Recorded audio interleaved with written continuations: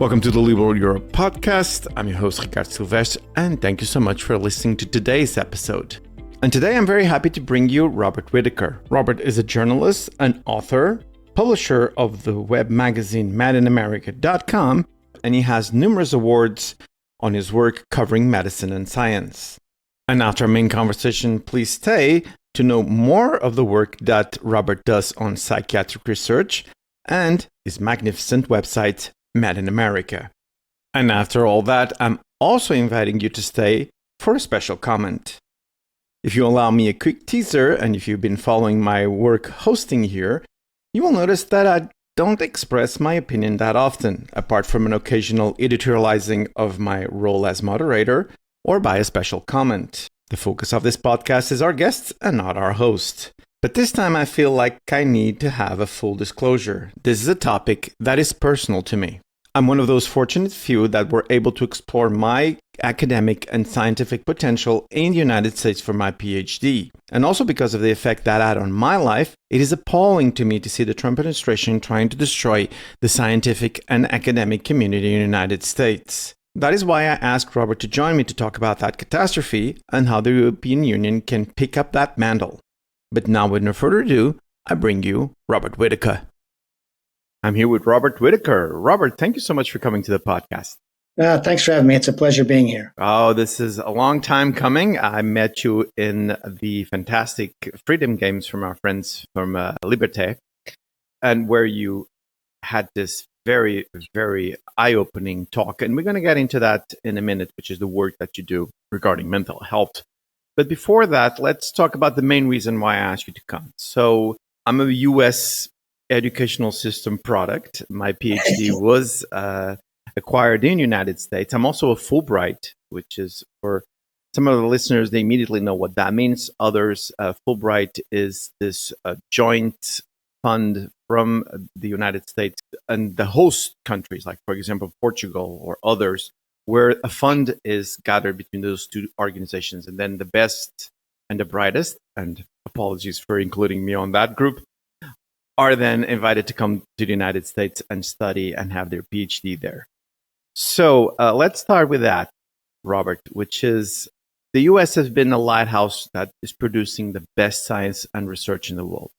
That is undisputable, which is everyone wants to go and do their research and do their PhD and write their thesis in the United States because they know that that's the place where you want to publish your best work. Tell us a little bit for the people that don't know this mechanics and you being closer to it.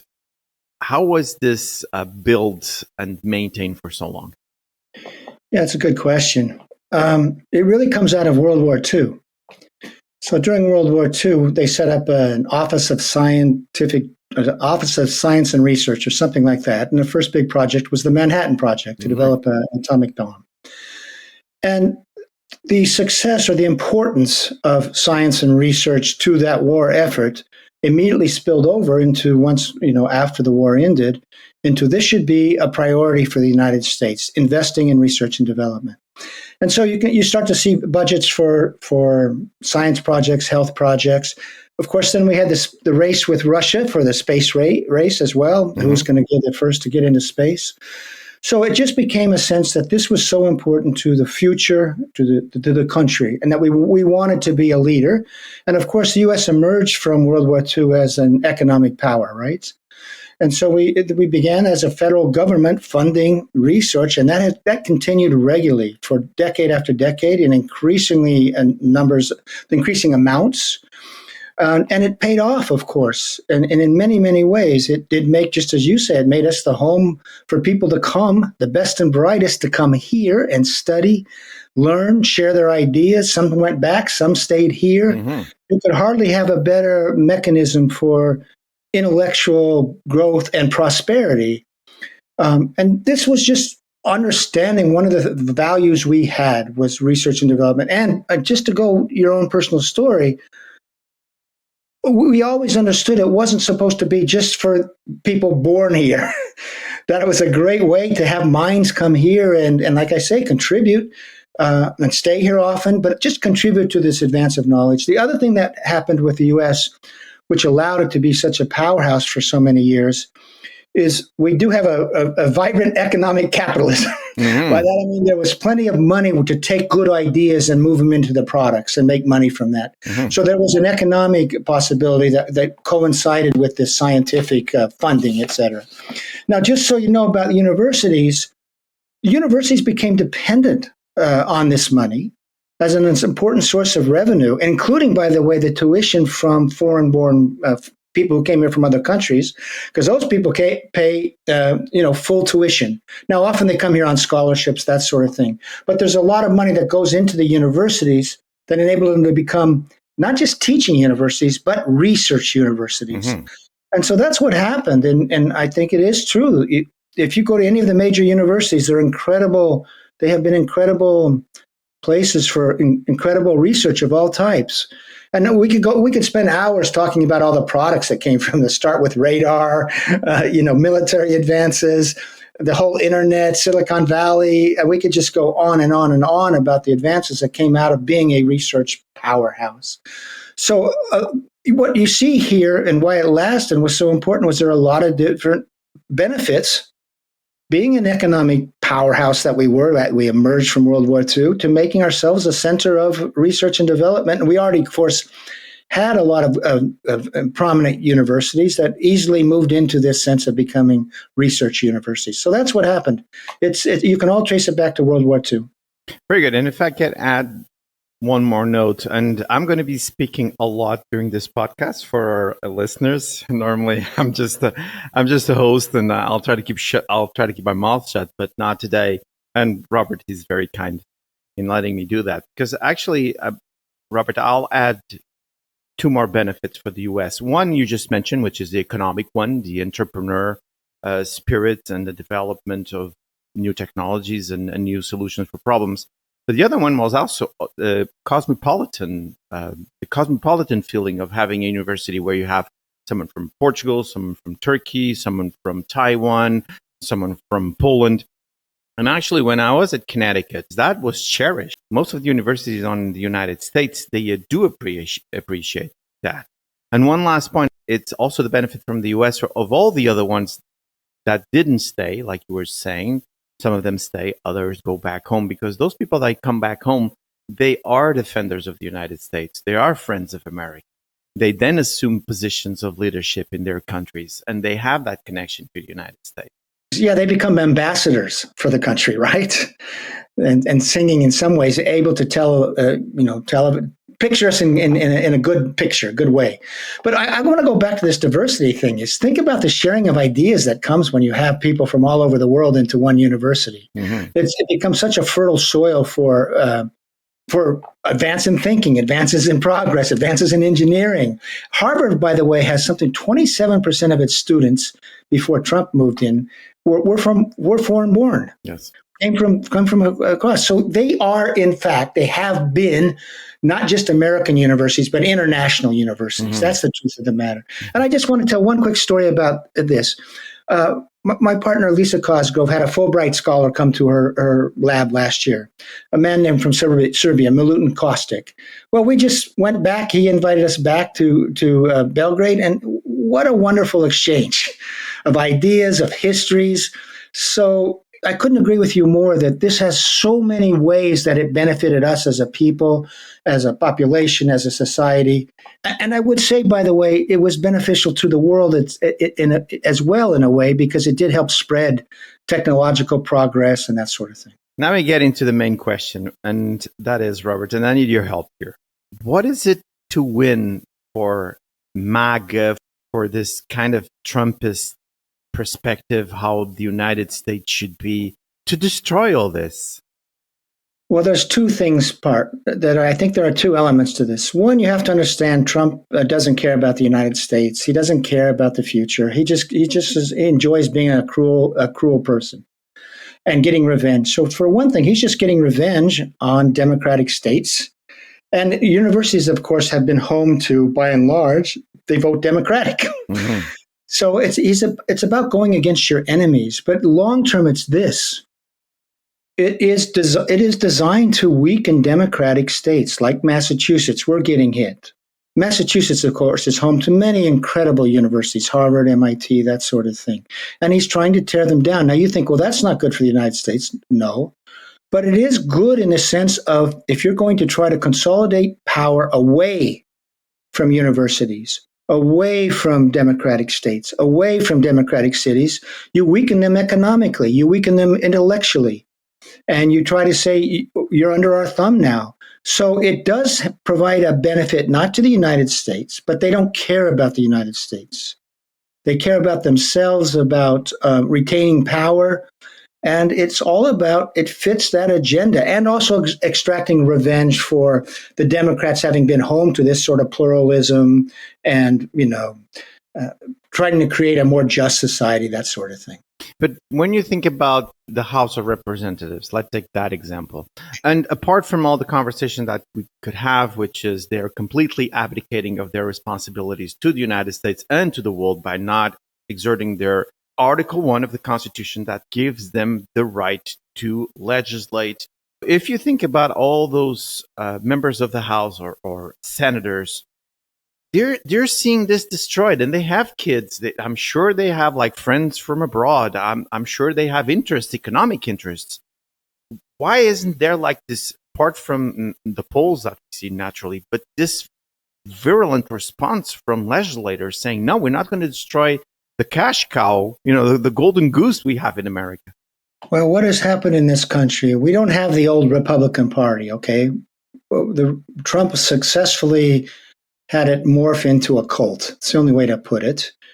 And some of the people in the House now are just full believers of that cult. But beyond that, because that cult became so, in Republican states, so prominent, and so dictatorial in terms of it wouldn't tolerate people who broke from their narrative, however false it was, such as that the Trump 2020 election was stolen. And basically, Trump made it clear that if someone didn't get in line from the Congress, he would rail against them and he would get them defeated. That was the idea. And all I can say to you, it's one of the biggest examples of spinelessness I've ever seen in my life. Because at least many of these people know it's wrong. They know they're involved in a lie. They know they're involved in telling false stories, and yet they just get in line because why? Because they want to stay in authority. They want to stay elected, and they don't have the guts or the decency or the morality to speak out. True, but when you have the administration taking money from universities in Alabama or in South Carolina or in Florida, it's like it's going to knock at their doors. Yes. Now, there has been a belief that they're just going to do this. Before we talk about the sort of closing down of research funding, NIH funding, and that sort of thing, there was the belief within the Republicans that they were just going to happen to democratic states, democratic institutions. So, for example, we see a little bit about this with the going after undocumented people, basically foreign people. Trump recently said, we're just going to go into the cities because that's where all the criminals are. It's complete nonsense, of course. But he understands that if he goes in, where most undocumented workers are? They're working meat plants. They're working on the farms. But he knows that the Republicans don't want that. So this was going to weaken democratic states, their economy. So I think, by the way, there's some cognitive dissonance going on around that somehow the people from Alabama is a good one. Alabama has become, quite a prominent research university. It gets a lot of money. Why aren't they complaining?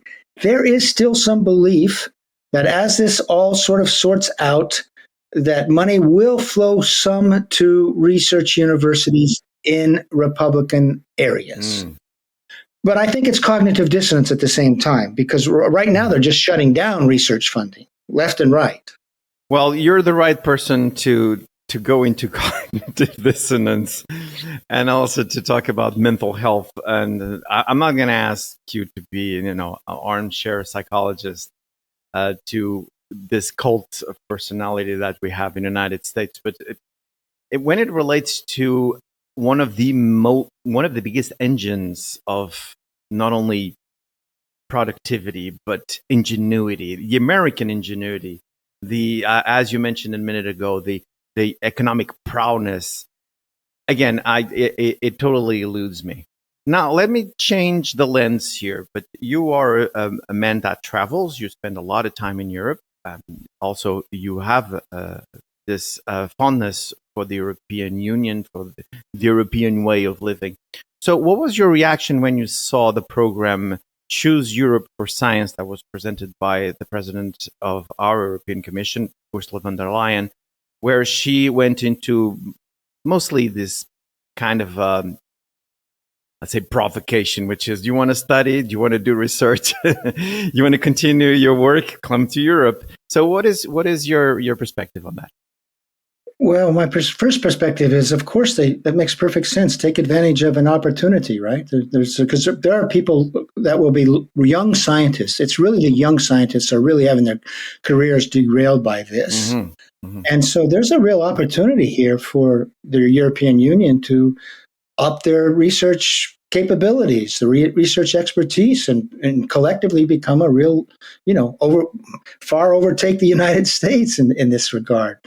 So I was glad to see it in the sense that I do want our younger people who are trying to make careers as researchers, as, et cetera, find a home, because it's cruel what is being happened to our young people who are, say, the newly minted PhDs or just a few years out or in the process of getting it.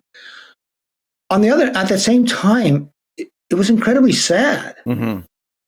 Because it just tells what the loss is to our country or to our future, to our kids' future.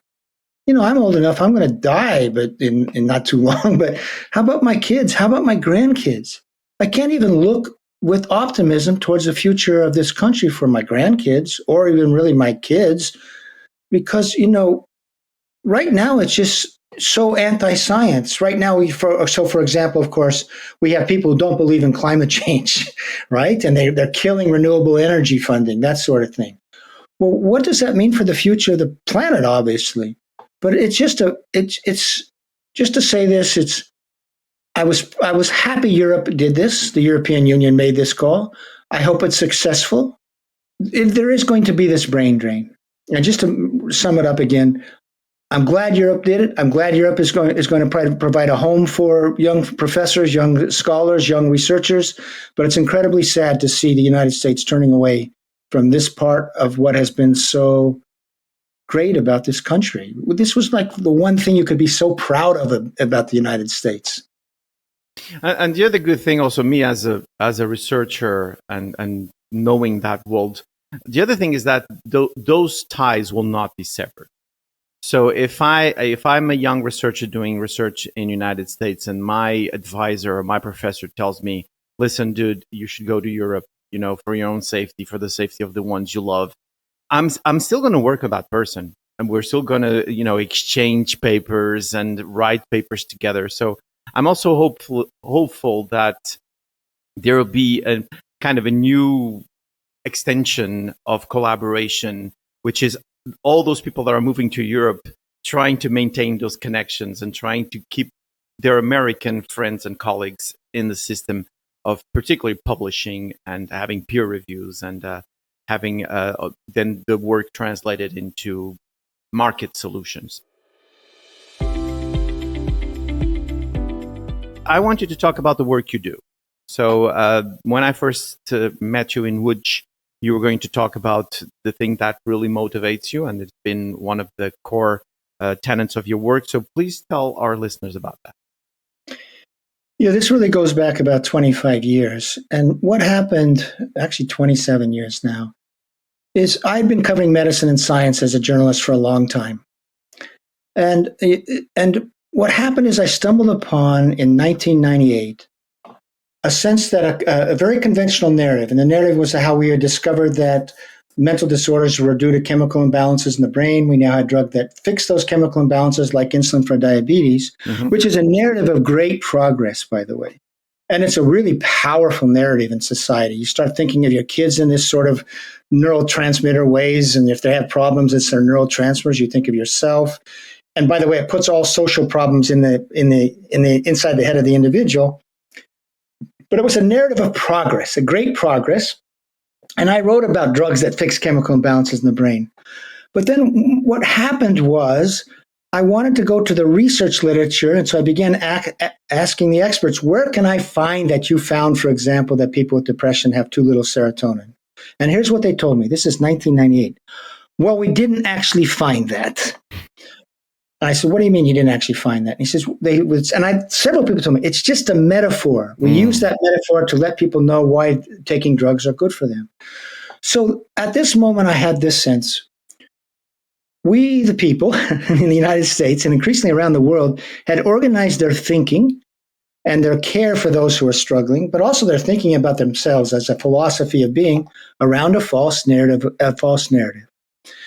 And it was changing our society, changing how we raised our kids, changing how we thought about ourselves. It was a narrative that was rooted in the United States. It goes back to 1980, but it was exported around the world. And so what I've basically been involved in from writing books, and a couple books on this topic, 3 books on this topic, sort of revealing that false narrative. What does the science really say? Because it says something quite different than that narrative of great progress. And it's coming at great harm, great cost. And trying to make known what is the narrative that can be dug out from the actual scientific literature, and what can be dug out in terms of how it affects public health outcomes. How is it affecting youth being diagnosed and treated in this way? You know, when I met you in Poland, I was there because they had translated a book I wrote called Anatomy of an Epidemic into Polish. And as I was in Warsaw after that, and it was amazing to hear about all the kids now being diagnosed with psychiatric disorders. It was really astonishing. Like 20, 30% of the youth are being diagnosed. So it just tells of how this narrative, which falls apart, by the way, so quickly, has completely changed societies around the world, and not to our benefit, to our collective benefit. So from the extensive work you have, and I'm going to put all the links on the podcast show notes, and I really strongly recommend our listeners to dug into this, because again, like I said in the beginning of this conversation, your talk in Łódź was really eye-opening. So if you can just distill in one major takeaway message for our listeners before they dive into your work, what would be the teaser that you do, which is one of the most important things that you can share? The teaser is that you can lay out in science a very different narrative that tells of how the biology or the pathology of mental disorders remains unknown. That's number one. 2, how the drugs, rather than fix a chemical imbalance, actually induce chemical imbalances, so abnormalities in neurotransmitters. And 3, there's plenty of research showing that over the long term, that is what is doing harm. It lowers the possibility people will get their full lives back, lower rates of recovery, increase the frequency of 2 things: the chronicity of the disorder and further functional impairment. So the soundbite is this: this false narrative is doing harm. It's because as we embrace this narrative of care, over and over again, what you see is a worsening of public health outcomes. The stakeholders of this process, either being the medical class or pharmaceuticals, their incentives could be all screwed up. We know that. But public policy on health, what is the problem? Is that no one wants to say that they were wrong? No one wants to tell, hey, well, we made a mistake some 25 years ago. Sorry. Is that the main resistance? Well, it's really interesting because there's a lot of acknowledgments coming out from psychiatry itself saying, well, this revolution really never took hold. Yeah, the causes remain unknown. They don't fix chemical imbalances. And just 2 months ago, the editor of JAMA Psychiatry, in an opinion piece in JAMA, these are prominent medical journals, admitted that outcomes, long-term outcomes, have worsened for the major mental disorders in the past 30 years, which is just as what I've been writing about. What they'll do, they'll say it's societal conditions, it's not our drugs. So what you have is a belief system, and like any organization, any guild that tells itself a narrative, they can find reasons to believe in that narrative, and once they do, it's really hard to convince them that the narrative, in fact, isn't what they thought it was, and especially to change practices. So that's really what you see is the narrative got embedded. They believed it. And once it happens that these drugs are effective, and they may be effective over the short term. That also helps breed this cognitive dissonance because what the prescribers see, they often do see some short-term improvement. That's what they see. Mm-hmm. What they don't see is what happens long-term compared to natural recovery rates. Mm-hmm. So there is a blindness from just being a clinician that does take hold. And there's, you can cite the evidence you want to believe in this narrative, and that comes from short-term studies. And then you just turn a blind eye to all the other data that you don't want to see. So it's an amazing case study of how cognitive dissonance can take hold in a society. And cognitive bias is a hell of a drug. Yeah, cognitive biases for sure. All right, very good. We're getting to the last seconds of us together for this time. Tell us then to our listeners where they can find your work. Well, the easiest way is just to go to madinamerica.com. And it sounds just like it is.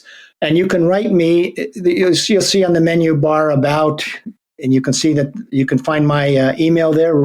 You can email me at robert.b.whitaker@icloud.com. And I'm pretty good at writing everyone back. And you can also find my books on Amazon, that sort of thing.